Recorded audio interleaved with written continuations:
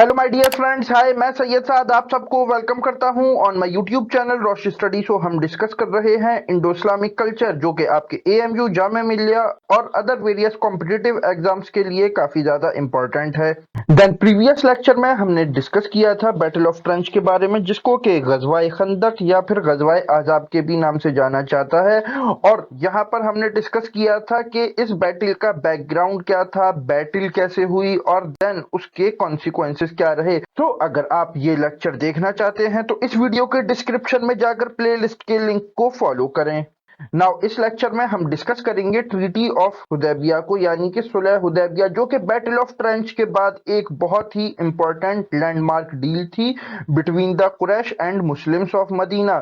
सो इस लेक्चर में हम डिस्कस करने वाले हैं कि इस डील के पीछे, इस पैक्ट के पीछे, इस ट्रीटी के पीछे क्या बैकग्राउंड था, क्या वजूहात थी ये ट्रीटी होने की। देन उसके बाद हम डिस्कस करेंगे कि इस ट्रीटी में क्या टर्म्स एंड कंडीशंस सेट किए गए और उसके क्या इम्पैक्ट्स हुए। तो ये लेक्चर अगर आपको अच्छा लगे तो इस वीडियो को लाइक करें, शेयर करें, कमेंट करें और इसी तरह के इंफॉर्मेटिव कंटेंट के लिए सब्सक्राइब करें to our YouTube channel. But हमेशा की तरह लेक्चर स्टार्ट करने से पहले आप लोगों के लिए एक क्वेश्चन, और आपका सवाल है कि मक्के का जो पुराना नाम है वो कुरान में किस नाम से मेंशन किया गया है। इसके लिए आपके ऑप्शंस हैं ए यसरिब, बी ताइफ, सी कुबा या फिर डी बक्का। कमेंट सेक्शन आपका है, इसका राइट आंसर वहां पर लिखो। हमेशा की तरह इसका सही आंसर मैं आपको बताऊंगा इस लेक्चर के लास्ट में। तो चलिए हम स्टार्ट करते हैं आज का अपना topic. So stay with us because there is a lot to know, a lot to discuss. So let's start my friends. Previous lecture में हमने डिस्कस की थी बैटल ऑफ अहजाब या फिर बैटल ऑफ ट्रेंच, जिसमें के हमने डिस्कस किया था कि कैसे मुस्लिम साइड बिना लड़े ही वो बैटल जीत जाता है tactically against the Quraysh of Mecca. तो जब बैटल ऑफ ट्रेंच के बाद प्रॉफिट मोहम्मद सल्लल्लाहु अलैहि वसल्लम बनु कुरैजा, जो कि एक जूइश ट्राइब था और लास्ट ट्राइब बचा था इन द मदीना, जैसा कि मैं आपको बता चुका हूं कि मदीने में ज्यूज के, यहूदियों के 3 ट्राइब्स रहते थे।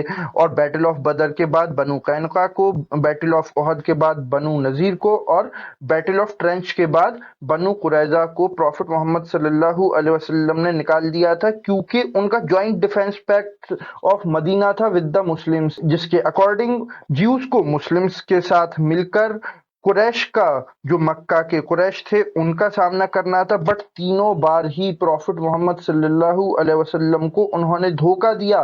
तो इस वजह से प्रॉफिट मोहम्मद सल्लल्लाहु अलैहि वसल्लम ने ज्यूज को मदीने से बाहर निकाल दिया था। देन जो कुरैश थे मक्का के, वो भी 3 जंगें लड़कर थक चुके थे, जिसमें से कि बैटल ऑफ ओहद और बैटल ऑफ ट्रेंच में वो जीत के काफी ज्यादा करीब से वापस लौटे थे। और जो अब मक्कन्स थे उनकी भी हिम्मतें जवाब दे रही थीं।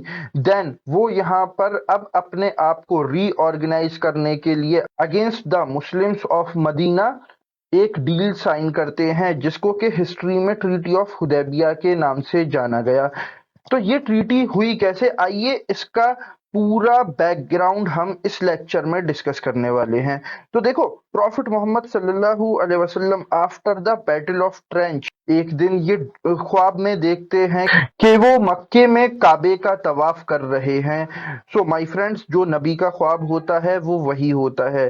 देन इसके बाद प्रॉफिट मोहम्मद सल्लल्लाहु अलैहि वसल्लम एक आम अनाउंसमेंट करा देते हैं इन द मदीना कि हम एक पार्टिकुलर डेट में मक्का जाकर काबे का तवाफ करेंगे, वहां पर उम्रा करेंगे और जो कोई भी हमारे साथ चल सकता हो वो चले। और इस अनाउंसमेंट के रिजल्ट में 1400 प्रॉफिट मोहम्मद सल्लल्लाहु अलैहि वसल्लम के फॉलोअर्स, उनके कंपेनियंस उनके साथ निकल पड़ते हैं उम्रा करने के लिए टुवर्ड्स द मक्का।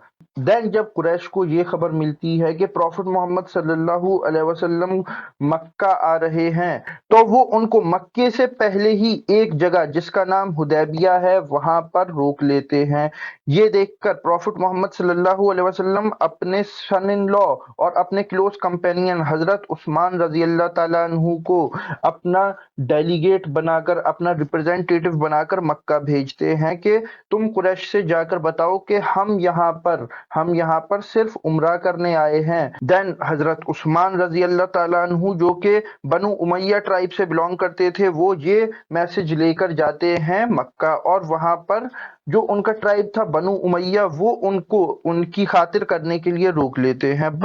बट इसी बीच में ये खबर उड़ जाती है कि हजरत उस्मान रजी अल्लाह ताला अन्हु को शहीद कर दिया गया। तो उसके बाद प्रॉफिट मोहम्मद सल्लल्लाहु अलैहि वसल्लम एक पेड़ के नीचे तमाम 1400 फॉलोअर्स से एक कमिटमेंट लेते हैं। इस कमिटमेंट को बोला गया बैत रिजवान के अब हम यहाँ से जो हजरत उस्मान हैं उनकी मौत का बदला लिए बगैर नहीं जाएंगे। देन जब ये खबर पहुंचती है मक्का, तो हजरत उस्मान वहां से फौरन ही वापस आ जाते हैं, और जो कुरैश थे वो भी लड़ने के मूड में नहीं दिखाई दे रहे थे। इसीलिए वो प्रॉफिट मोहम्मद सल्लल्लाहु अलैहि वसल्लम के साथ हुदैबिया में एक ट्रीटी साइन करने के लिए राजी होते हैं, जो कि हिस्ट्री में ट्रूस ऑफ हुदैबिया या ट्रीटी ऑफ हुदैबिया के नाम से जानी गई। और इस ट्रीटी में बहुत सारे पॉइंट्स और प्रोविजंस फाइनलाइज किए गए, जो वेरियस टर्म्स एंड कंडीशंस की सूरत में इस ट्रीटी में इंक्लूड किए गए। तो एक तो इस ट्रीटी में पीसफुल रेजोल्यूशन पर काफी ज्यादा जोर दिया गया। जो कुरैश और मुस्लिम्स के बीच में कन्फ्लिक्ट हैं उनको पीसफुली रिजॉल्व किया जाए। इसकी एक तो वजह ये थी कि जो कुरैश थे वो मुस्लिम्स से लड़कर अब काफी ज्यादा थक चुके थे, और वो अब एक पॉज चाह रहे थे ताकि वो अपने आप को रीऑर्गेनाइज और री स्ट्रेटेजाइज कर ले। और इसी चीज को ध्यान में रखते हुए कुरैश ट्रीटी के टर्म्स एंड कंडीशंस में 10 इयर्स की ट्रूस डील का पॉइंट भी शामिल कर लेते हैं कि 10 साल तक मुस्लिम्स और कुरैश के बीच में कोई भी जंग नहीं लड़ी जाएगी। फिर इसके अलावा कुरैश टर्म्स एंड कंडीशंस में एक पॉइंट और शामिल करते हैं कि अगर मक्का से कोई भी मर्द मदीना इस्लाम कबूल करके जाता है तो मदीने वालों को उसे वापस करना पड़ेगा। बट अगर मदीने से कोई भी कुरैश के पास मक्के में आता है, अब चाहे वो इस्लाम को छोड़कर आया हो या उनकी हेल्प करने के लिए आया, कुरैश उसे वापस नहीं करेंगे।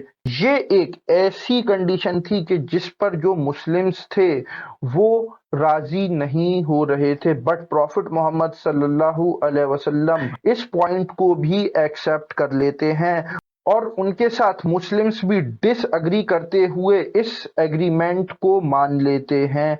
फिर जो कुरैश और मुस्लिम्स के अलावा जो अरब के और दूसरे ट्राइब्स थे उनके लिए भी यहाँ पर सीज फायर कंडीशंस तय कर दी गई कि जो इस डील के टर्म्स एंड कंडीशंस हैं, अगर कोई ट्राइब कोई ग्रुप मुस्लिम्स को ज्वाइन करेगा या कुरैश को ज्वाइन करेगा तो वो भी उन्हीं टर्म्स एंड कंडीशंस का पाबंद बन जाएगा जिनके के पाबंद मुस्लिम्स थे और जिनके के पाबंद कुरैश थे। देन इस ट्रीटी के क्या इंपैक्ट्स, क्या रिपरकशन हुए, तो सबसे पहला रिएक्शन तो मुसलमानों की ही तरफ से देखने को मिलता है, बिकॉज इस ट्रीटी में ये जो पॉइंट था कि अगर कोई भी मर्द अगर मक्के से इस्लाम एक्सेप्ट करके मदीना आता है तो मदीने वाले उसे मक्के वालों को वापस कर देंगे, बट अगर मदीने से कोई भी इस्लाम छोड़कर मक्का जाता है मर्द तो उसको वापस नहीं किया जाएगा बाय द कुरैश। इस पॉइंट की वजह से मुस्लिम्स जो थे वो यहाँ पर अपने आप को डिसएडवांटेज की पोजीशन में कंसीडर कर रहे थे, बट प्रॉफिट मोहम्मद सल्लल्लाहु अलैहि वसल्लम इस डील को एक्सेप्ट करने का फैसला करते हैं, क्योंकि उन्हें अल्लाह ताला की तरफ से सूरे फतह नाजिल की जाती है जिसमें कि अल्लाह ताला उनको गाइड करता है कि आप इस डील को फाइनलाइज कर दें। और ये प्रॉफिट मोहम्मद सल्लल्लाहु अलैहि वसल्लम और मुस्लिम कम्युनिटी की ग्रोथ और स्टेबिलिटी के लिए आगे जाकर बहुत बड़ा लैंडमार्क साबित होती है, बिकॉज ट्रीटी ऑफ हुदैबिया से पहले कुरैश मुस्लिम्स को इस्लाम को अरब के अंदर प्रोपेगेट करने की परमिशन नहीं दे रहे थे और वो उनसे लड़ रहे थे, बट इस डील में जब पीसफुल रेवोल्यूशन का क्लॉज शामिल कर लिया जाता है तो यहाँ पर मुस्लिम्स अब इस्लाम को पीसफुली प्रोपेगेट कर सकते थे। और इसके अलावा ये जो ट्रीटी थी इसको अब एक अपॉर्चुनिटी के तौर पर देखा गया, बिकॉज ट्रीटी ऑफ हुदैबिया करने के बाद कुरैश ने अब ये एक्सेप्ट कर लिया था कि प्रॉफिट मोहम्मद सल्लल्लाहु अलैहि वसल्लम भी एक रिकग्नाइजेबल पावर हैं और उनको रिकग्निशन दे दिया था। और ये रिकग्निशन ना बहुत बड़ी चीज होती है। जब 1967 की वॉर हुई बिटवीन अरब एंड इसराइल, तो उससे पहले इसराइल को कोई भी अरब कंट्री एक्सेप्ट नहीं करता था एज अ कंट्री।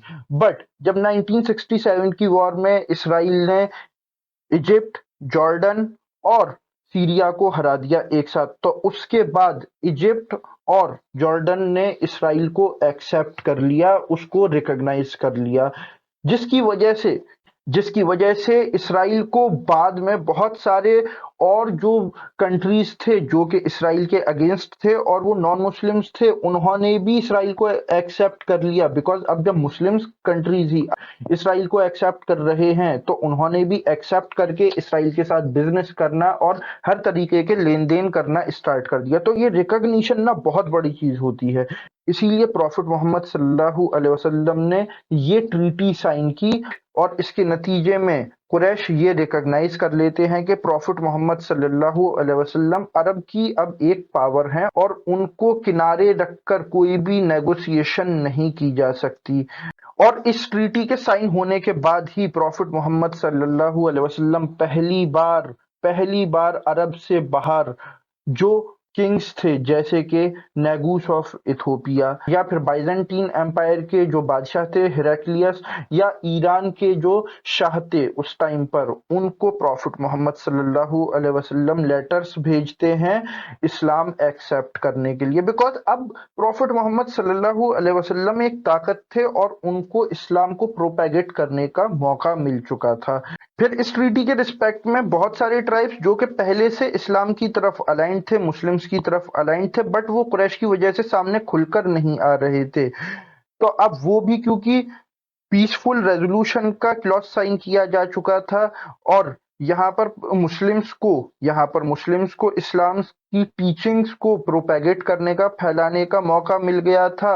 और अब वो जो अरब के ट्राइब्स थे उनके साथ इंटरेक्ट करके इस्लाम उन तक पहुंचा रहे थे, तो यहाँ पर बहुत सारे ट्राइब्स इस्लाम कबूल करना शुरू कर देते हैं और मुस्लिम्स का नंबर बहुत ज्यादा तेजी से इंक्रीज करने लगता है, जो कि आगे चल के बेस बना मुस्लिम्स की फ्यूचर विक्ट्री की, जिसमें कि कनकिस्ट ऑफ मक्का जो कि 630 एडी में हुआ। और इसके बारे में हम एक डिटेल्ड डिस्कशन करेंगे आगे के लेक्चर्स में। वो यहाँ पर देखने को मिलता है ट्रीटी ऑफ हुदैबिया के कुरैश के थ्रू वायलेट करने के नतीजे में। तो जो ट्रीटी ऑफ हुदैबिया है, ये एक बहुत ही बेहतरीन एग्जाम्पल है डिप्लोमेटिक और स्ट्रेटेजिक डिसीजन की, जो कि प्रॉफिट मोहम्मद सल्लल्लाहु अलैहि वसल्लम ने लिए इवेंचुअली इस्लाम को अरेबियन पेनिनसुला में एक्सप्लोर कराने के लिए, एक्सपेंड कराने के लिए। और इससे ये भी पता लगता है कि सबर करने का कितना बड़ा फल मिलता है। और कोई भी इंसान या कोई भी ग्रुप सबर करके लॉन्ग टर्म ऑब्जेक्टिव्स को अचीव कर सकती है थ्रू द पीसफुल मीन्स। तो ये था whole analysis about the treaty of Hudaibiya और इस लेक्चर में बस इतना ही। नाउ मूव करते हैं हम अपने क्वेश्चन की तरफ। और आपका सवाल था कि कुरान में मक्के को जो एड्रेस किया गया है वो उसके पुराने नाम से किया गया है, तो कुरान में किस नाम से मक्का को एड्रेस किया गया है? इसके लिए आपके ऑप्शंस थे ए यसरिब, बी ताइफ, सी कुबा या फिर डी बक्का।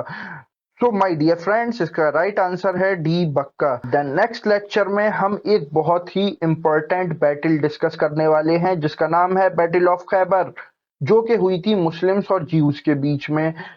तो हम इसके बारे में डिस्कस करेंगे कि इस बैटल का क्या बैकग्राउंड था और इसके क्या रिजल्ट्स, क्या रिपरकशंस रहे। तो ये लेक्चर अगर आपको अच्छा लगा हो तो इस वीडियो को लाइक करें, शेयर करें, कमेंट करें और इसी तरह के इंफॉर्मेटिव कंटेंट के लिए सब्सक्राइब करें to our YouTube channel. Now I am Syed Saad signing off. Okay, bye.